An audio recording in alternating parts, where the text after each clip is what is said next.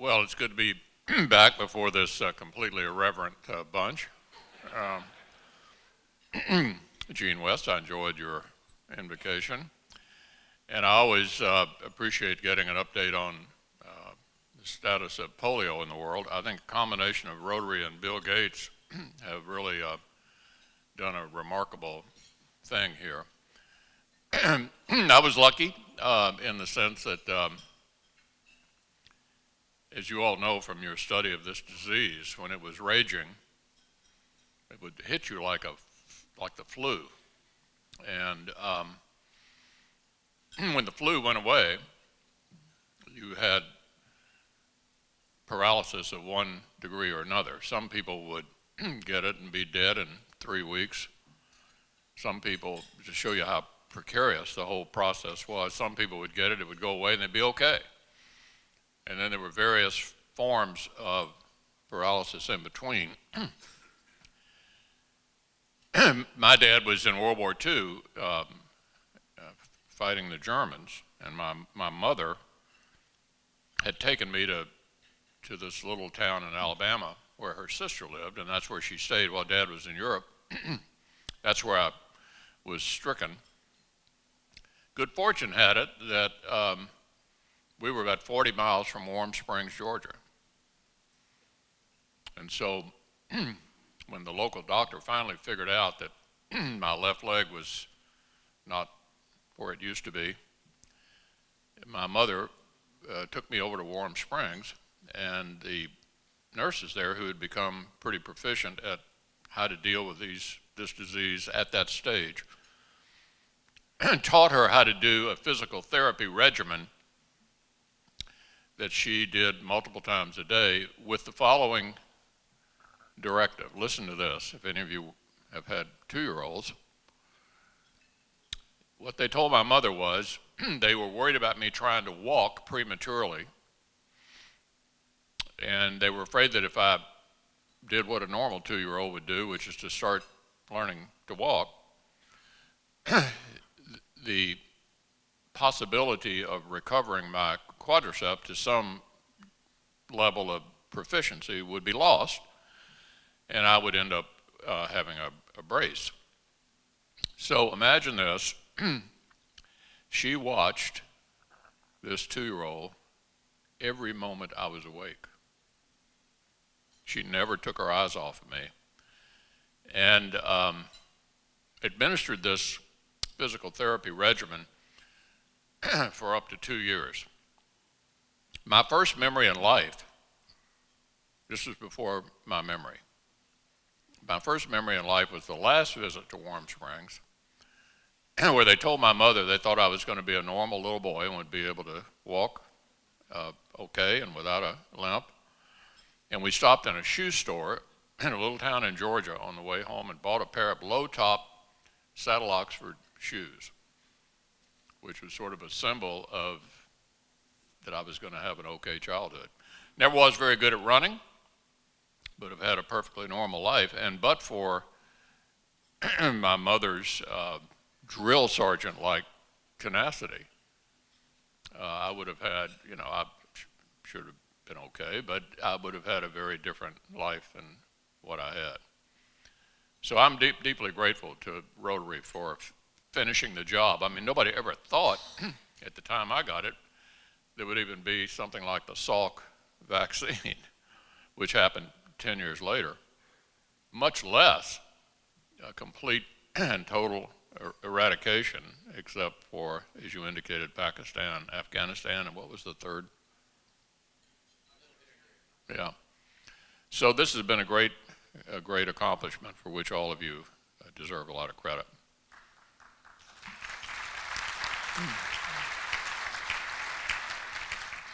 What I thought I'd do today, this is the first time I've been before all of you in my new job. I said last year during the campaign I had enjoyed being the defensive coordinator. It's almost football season.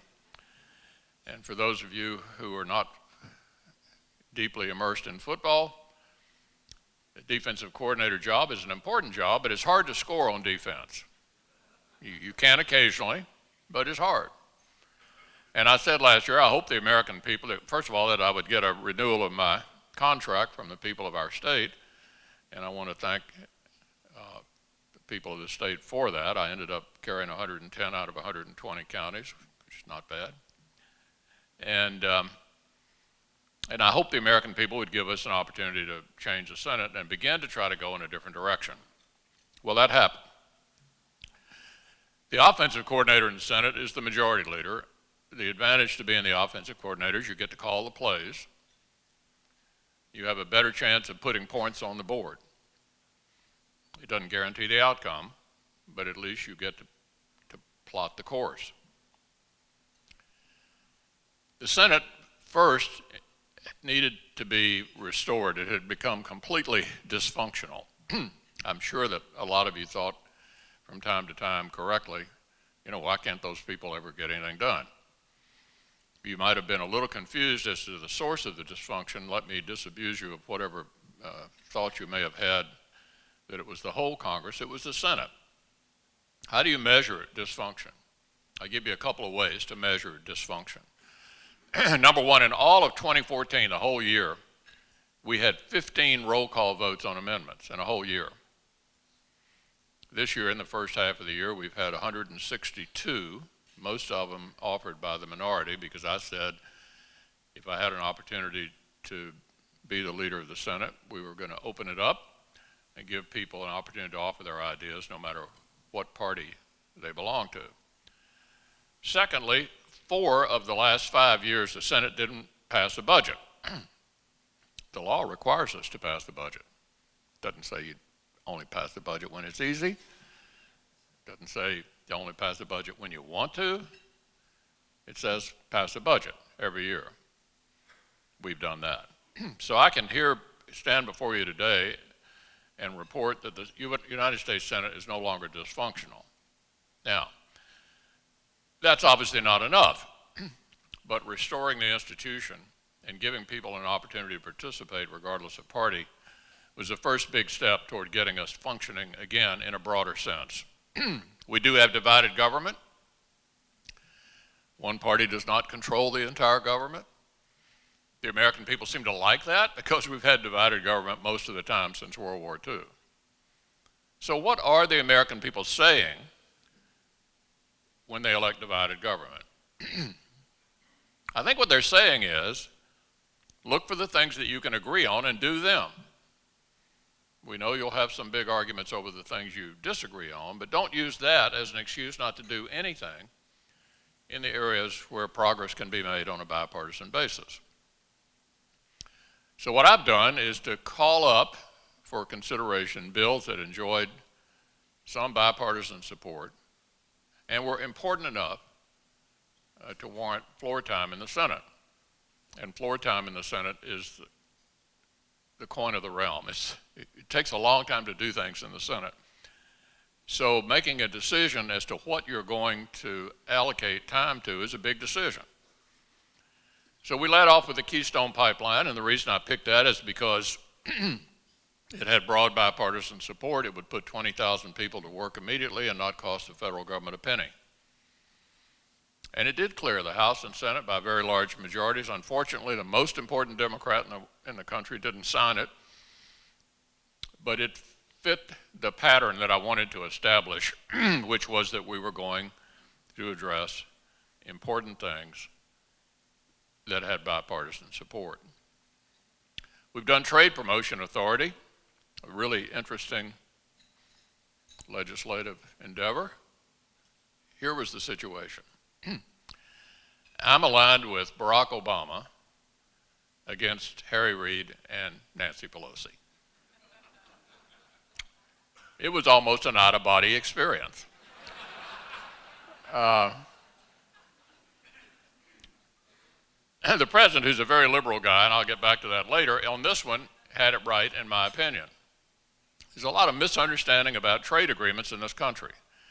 I think a lot of people think that we're really snookered every time we enter into a trade agreement and it's somehow a loser for America. But let me give you the facts. Of the countries that we currently have free trade agreements now, countries with which we currently have free trade agreements now, we have a $60 billion trade surplus. That means we sell that much more to them than we buy for them. So the president wanted trade promotion authority, which is a process by which you can get a trade agreement approved. Imagine if a trade agreement was completely amendable, everybody would be trying to cut a special deal, right? So it is an important grant of authority to whoever the president is to give them the authority to send a trade agreement up to be voted on without amendment. But it's not unprecedented. We've had TPA, Trade Promotion Authority, off and on going back to Franklin Roosevelt.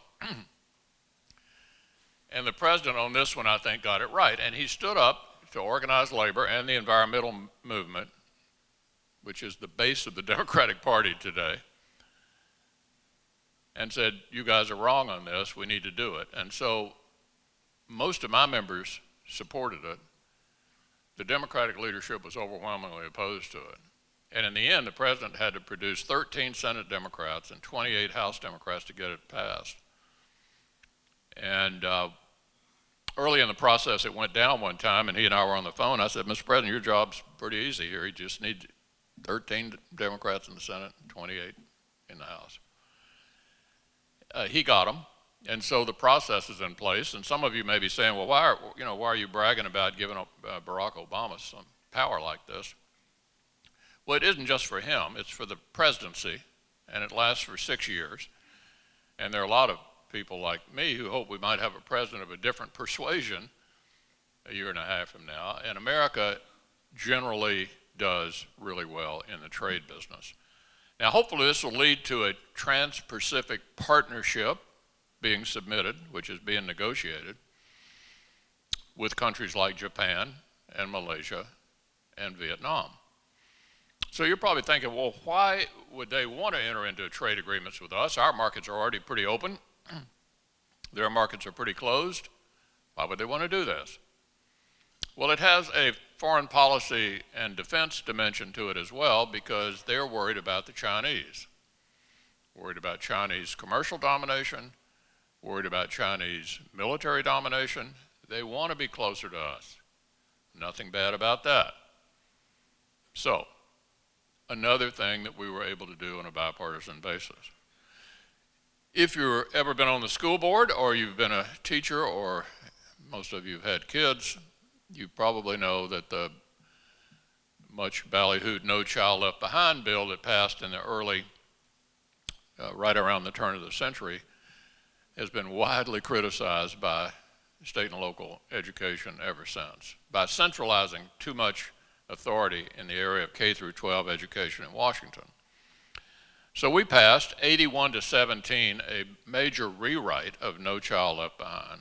We eliminated the National School Board and began to move those decisions back to the state and local level. We've done a multi-year highway bill. Some of you might say, well, why not?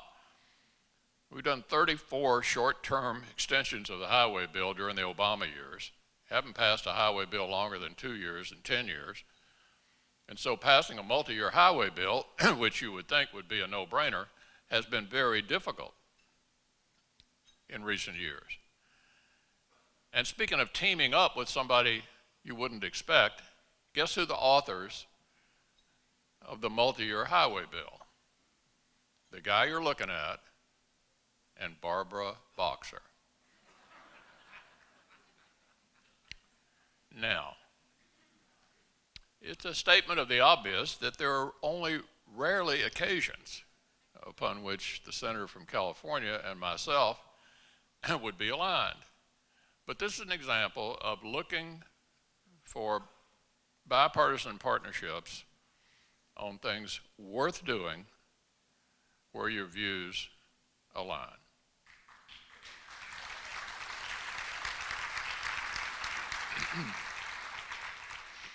I'll mention one other issue we're going to address, and then I'll get to the differences that I have with the administration.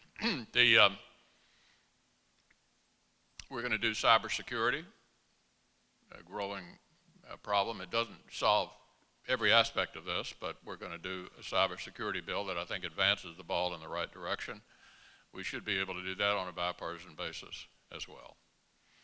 Now, one of the things we did pass on a bipartisan basis that's going to be, it's in the news now, and will be on the floor of the Senate at my direction next week, and that's the Iran Nuclear Agreement Review Act. What is this? Well, it is not a treaty.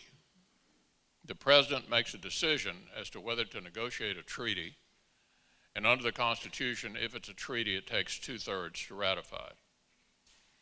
Now, the president clearly didn't want this to be a treaty because it would have been very difficult, I would argue impossible, to get 2/3 to ratify the deal that he ultimately made. But there were enough Democrats in the Senate who were uncomfortable with having no involvement in it at all that we passed this Iran Nuclear Agreement Review Act by a large enough majority to where he just decided it would be a good idea to sign it, since his veto would have been overridden in any event. But the bill still tilts the playing field in the direction of ratification. Remember, I have 54 members, that's a majority, but I don't have 60, that's control. Remember, the United States Senate is the only legislative body in the world where a majority is almost never enough. So it's very hard to do something in the U.S. Senate on a strictly partisan basis. In order to get the bill through, we had to tilt it in the direction that allows him likely success. What does the bill do? It gives me, as the offensive coordinator, the opportunity to call up either a resolution of approval or a resolution of disapproval. Obviously, I'm going to call up the latter. If that passes and passes the House, he can veto it. And then he can get the veto sustained if he can get 1/3 plus 1 in either the House or Senate. And you may have seen yesterday that Senator McConnell from Maryland said she would be with him, and so he has enough votes to sustain the veto, to prevent the veto from being overridden. This is still an executive agreement only, and for those who end up not liking it, and I'll give you some good reasons not to like it in a minute, it'll be up for review a year and a half from now.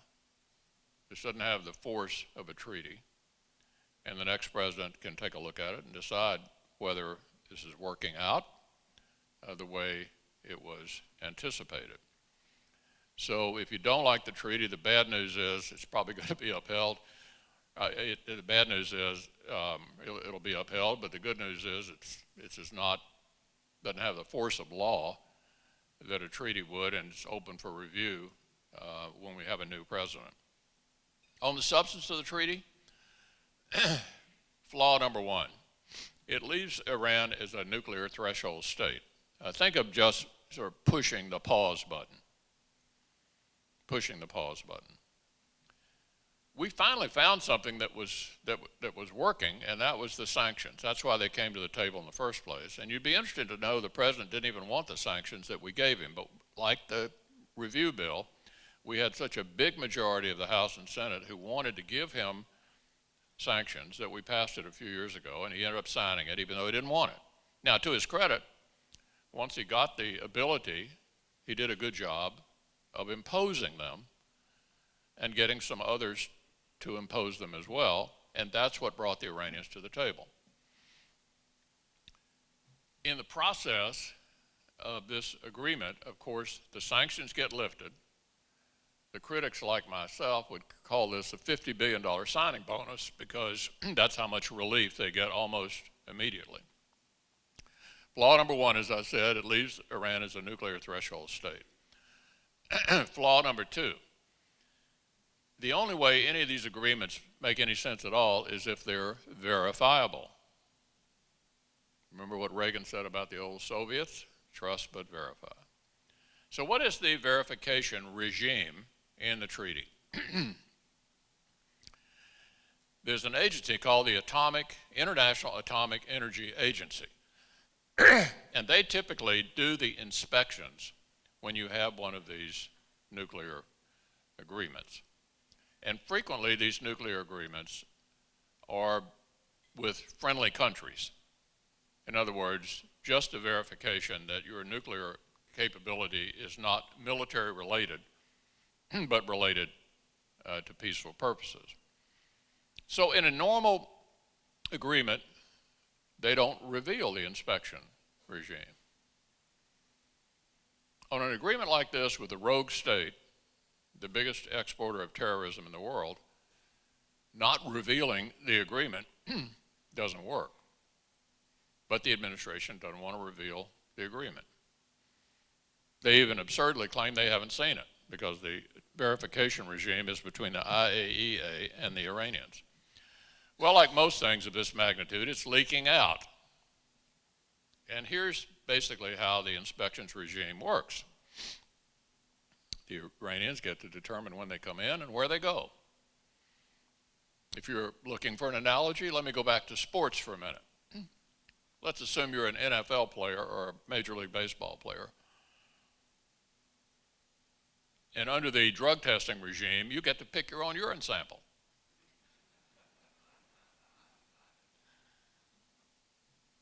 You get my drift. Flaw number 3. This will have nothing whatsoever to do with behavior modification with regard to the biggest threat they pose right now, which is the export of terrorism, what they're doing in Syria and Lebanon and Gaza and Yemen.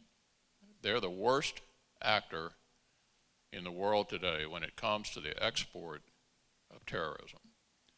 They manufactured the IEDs that killed at least 500 of our personnel and wounded and maimed a whole lot more.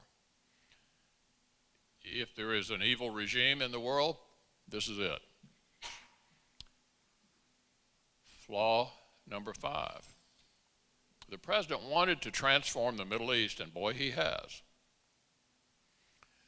Our friends no longer trust us.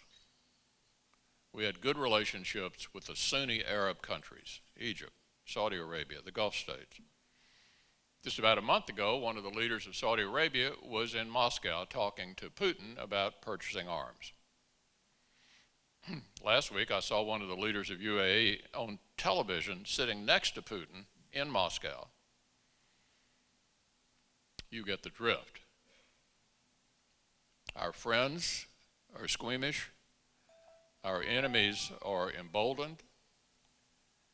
This, my friends, does indeed transform the Middle East, but the question is this a transformation that moves us in the right direction? And of course, you know how the Israelis feel about it. So, other than that, I don't feel strongly about it. So let me move on into where our differences are, and then I'll throw it open for whatever you'd like to talk about. Our big differences are going to be on full display this fall, and they have to do with spending. Our Democratic friends want to spend more on everything. We'd like to spend more on defense. Given the way the Senate operates, the way the government is funded, if you do it normally, is with 12 different bills that appropriate money for the various departments of the government. In the Senate this year, we reported out of the Appropriations Committee all 12 bills. Under Senate procedures, it takes 60 votes to begin to debate a bill. Again, the Democrats are not irrelevant. They have been unwilling to let us take up any of the bills in order to force us into a negotiation over how much to spend. And so I'll have the unpleasant experience of negotiating with the administration over how we're going to resolve our spending differences. And it's a big, complicated, challenging problem. Which leads me to a broader assessment of the administration. I've been wrong about the president 3 times. I thought in 2010, after he got everything he wanted legislatively the first 2 years, the $1 trillion stimulus, Obamacare, Dodd-Frank, an army of regulators crawling all over every business in America with the view that if you're making a profit, you must be up to no good.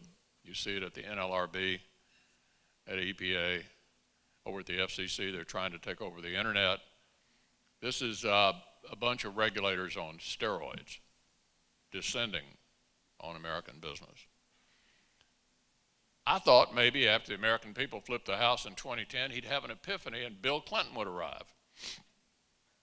You know, somebody who kind of moved to the middle and looked for ways to do more of the kind of things that I've been talking about. Didn't happen. I thought surely after 2012, even though he got reelected, he didn't flip the House. Now he'd come to the middle. Didn't happen.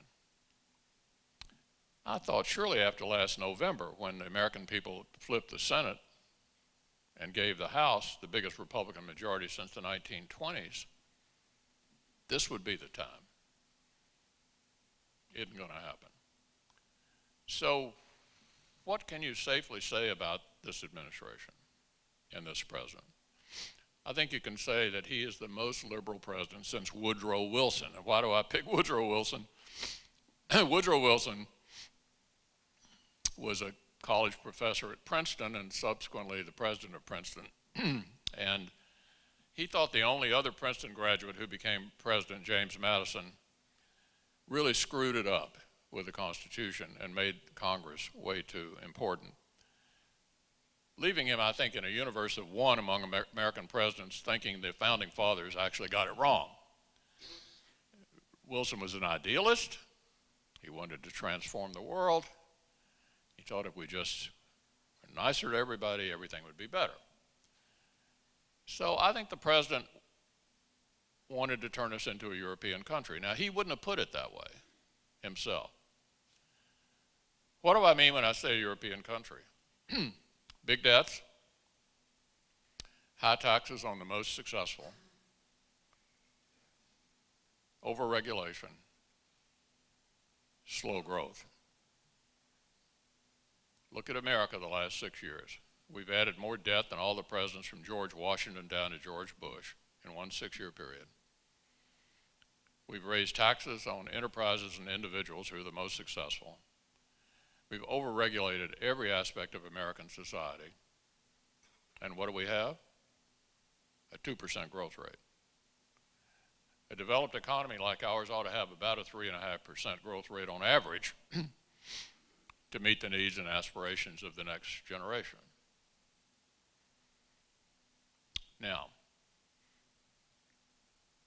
all I'm going to say, so don't bother quizzing me about who I'm for president, is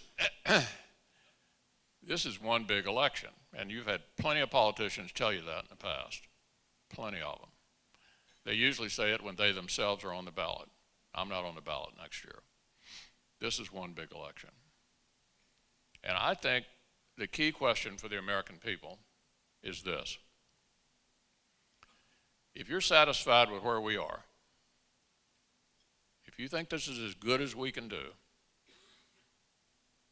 then you should be for her. But if you think we can do better by taking a different course, you should be for me.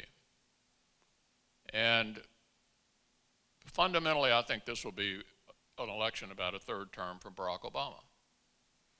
If people a year from now are feeling like this is the new norm, this is just the way it is from now on, let's get used to it, then I think the Democratic nominee for president wins. If, on the other hand, people think we can do better by taking a different course, I think we'll have a chance to go in a different direction.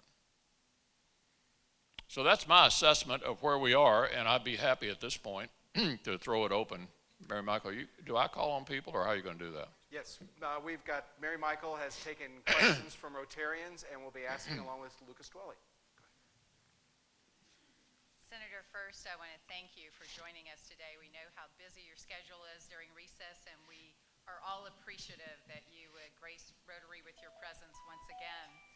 You mentioned the presidential race, and it is a big race, but we're curious, and a lot of Rotarians had questions about the impact of you having 4 to 5 presidential candidates within the Senate and how that impacts your ability to do your job.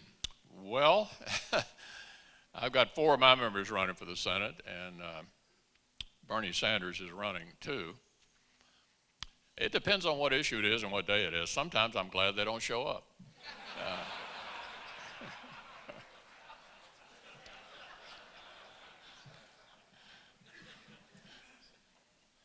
Other days we try to get them to come back. So, yeah, I mean,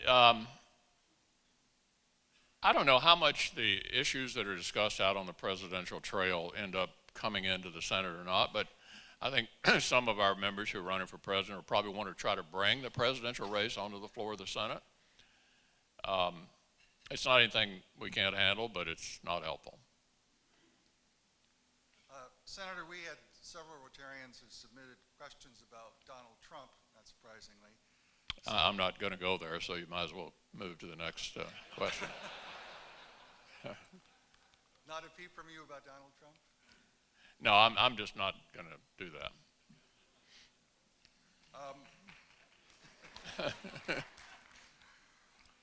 Well, okay. I think I threw you off a bit. Let me try another question. All right, good. Our clerk over in Rowan County seems to be getting quite a bit of national attention these days. So I want to ask you if you believe that she does have a religious right to defy the Supreme Court ruling. Do you agree with Senator Paul that the state should consider getting out of the marriage license business altogether? And on the larger issue, do you believe conservatives should continue to fight gay marriage or accept it as a settled matter? You know, you're going to sit down in frustration. That's another issue I'm not going to comment on. All right. I'm sorry. I tried. There's a disappointed guy. Two strikes and you were out. Well, mine, Senator, is a lot easier, I think. My name's Randy Coe, and I have the pleasure of being one of our best past presidents. And I know you're hoping that Barack will be the next past president, and you'll go on to other things. Given the trouble in the Near East, the Middle East, and the disintegration of the societies and lawful governments in the Middle East that have resulted primarily in the last 6 years, or manifest themselves in the last 6 years, the migration of hundreds of thousands fleeing that unsettlement, what are the opportunities and threats that you see for the United States and for leadership of the United States in the world? Thank you. Well, you know, the president made a much publicized speech back in 2009, his first year in office, in Cairo to the Muslim world. And the takeaway from the speech was that he seemed to be denying American exceptionalism and arguing that we're all pretty much the same, and if we just talk to each other more, everything would work out fine. And so at this point in his presidency, it's appropriate to ask, how's it all working out? Let me quote Jimmy Carter. Carter was asked 2 months ago about the president's foreign policy and defense, and here's what he said, and this is almost a direct quote. He said, I can't think of a single place in the world where we're in better shape now than we were when President Obama came to office. That's Jimmy Carter. So I've told you about the experimentation at home and where I think that's taking us. The experimentation abroad was to deny American exceptionalism, pull back from leadership roles, and talk. Okay, so we've been talking to the Iranians for 2 years. The first move he made was to not leave behind a residual force in Iraq when he came to office. Whether you thought the Iraq war was a good idea or a bad idea, it was won. The president himself said it was won.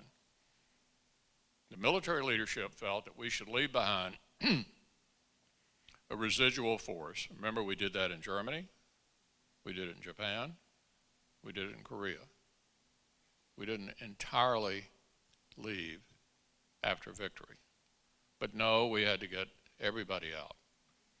There's not a doubt in my mind that that's the reason a big part of Iraq is currently occupied today by ISIS.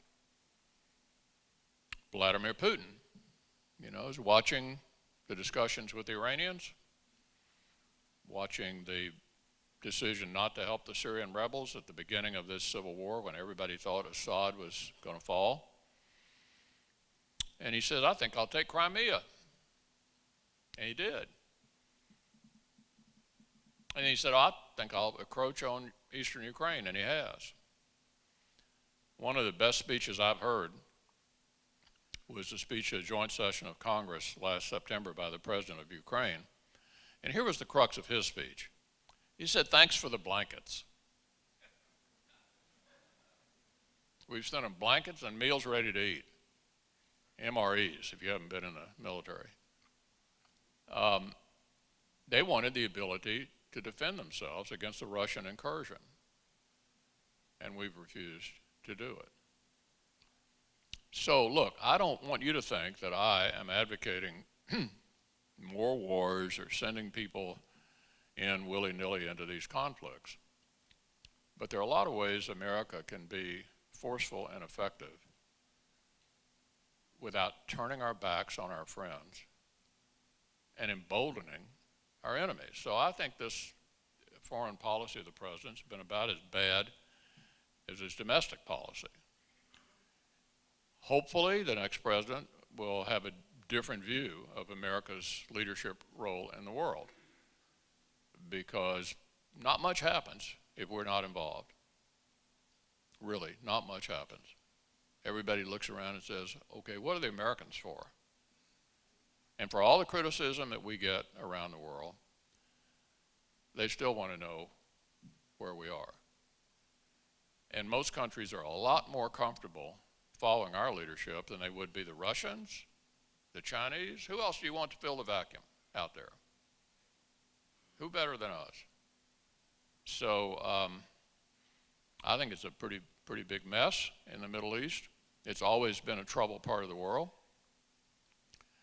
But I think virtually every step we've taken has exacerbated the problem, and that leads to the flows of immigrants into Europe, which was your initial question, whoever asked that. Yeah. Because with all of that going on, people want to leave. And creates problems all over that part of the world.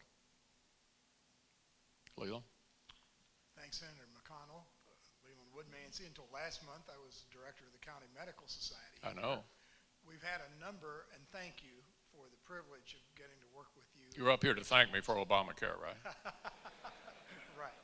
Well, actually, we have had a number of questions about health care, and I guess they boiled down to this. Are there changes in health care that you would like to see and that Congress could agree upon and pass that would improve health care delivery without relinquishing the recent gains in coverage for the low-income uninsured? Well, if it were up to me, I'd get rid of the whole thing. I think it was a huge mistake, the worst piece of legislation in the last half century, and the biggest step in the direction of Europeanizing the country, in addition to the massive debt. Obviously, Obama of Obamacare is not going to do anything to change the law. I mean, their view is it's like the Ten Commandments. It's not amendable, not reversible. And so I don't expect anything to happen legislatively that succeeds. In other words, it gets a presidential signature. If we have a different president of a different party, I think the revisitation of that monstrosity should be near the top of the list. But I think any legislative changes to Obamacare that actually become law, that he signs, awaits a new president. Thank you. Afternoon, Senator. Lucas Dwelly.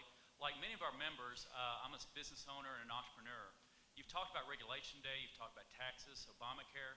What can be done immediate from your stance as the Senate Majority Leader to help spur growth and to help us kind of even out the economy right now? Well, I think the biggest problem is the regulation issue, Lucas, and the only thing we can do requires his signature. In other words, we can write into a bill funding a particular department that no fund shall be used to do a certain thing. But getting him to sign a bill that undoes something he's doing is problematic. If I were advising a new president, and I hope I will have an opportunity to do that, I'd be making up a long list of regulatory relief items that right after I was sworn in on January the 20th, 2017, I would, bam, begin to undo a large part of this regulatory nightmare that's descended all across American business. I don't care what line of work you're in. doesn't make any difference what line of work you're in. The regulatory environment is toxic. And the best way, in addition to having the right kind of tax policy, and we do need to do comprehensive tax reform, which we also can't do with this president, America needs to be the best place in the world to do business. Unapologetically the best place in the world to do business. That's the only way to guarantee our prosperity, because a lot of other countries get it. We're not the only smart, hardworking, pro-business country anymore. There are a lot of them. Even down to little things. I have a friend who runs a major company in California, and he told me the other day the Prime Minister of England was phone banking him. I said, really? That's interesting. Yeah, he said he wants us to move our jobs to London. He said, I can't even get a phone call returned from the Secretary of Commerce in this country. So it's everything from, having the attitude that having more business is a good thing, to the policies. And the attitude, I said it earlier, I'll say it again, the attitude of the regulatory environment in this administration is as follows. If you're making a profit, you must surely be up to no good. And they're here to help you. That's got to stop. And a lot of that could stop just by changing the occupant of the White House and beginning to undo a lot of the regulatory nightmare. Henry. I have a fun question. It's about hemp. Hemp. And last week I heard a Kentucky entrepreneur who wants to market hemp seeds because of their extraordinary nutritional value. And he was very complimentary of you for Senate Bill 134 and pointed out that only 800 acres in Kentucky have been able to be planted because the DEA has stopped the importation of seeds, principally from Canada. So do you have a suggestion how we can expand the Senate bill passing and expand the opportunity to cultivate more Kentucky land? Yeah, we're moving in that direction. We're having to kind of do it slowly because there's a lot of confusion about hemp and one of its sister plants, which is much more controversial. And so it's been a process of kind of getting people used to it. And what we have permitted so far, as you know, are these pilot projects. We're going to try to move the ball a little bit further in the right direction this year. And part of it is just kind of getting people comfortable with the issue and the understanding that they're two different plants. In fact, I visited the crop over at UK last week, and it could end up being a really good thing. But we have to kind of get people accustomed to it and learn about it and sort of slowly move it along, hopefully to the point where it's at some stage here, I hope it'll be something big for Kentucky agriculture. Thank you. Thank you again, Senator. We want to be respectful of your time and appreciate all Rotarians submitting questions. And again, we're thankful for your time and grateful for what you do for the Commonwealth of Kentucky. You're a positive light, and you're bringing a lot of national attention to our state. We appreciate what you're doing for the country as well. So thank you very much for being with us today. Thank you, everybody. I'm going to get back by the door here. Thanks a lot. Thank you very much.